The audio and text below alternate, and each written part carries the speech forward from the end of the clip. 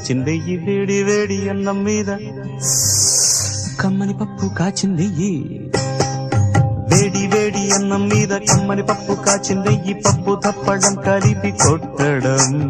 భోజనం మన భోజనం తల్లి తోడు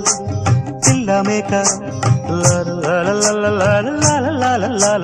తల్లి తోడు పిల్ల మేక ఆలు మగలు అత్త కోడలు బాసు బంటూ ఒకటేనంటూ కలవడం భోజనం వన భోజనం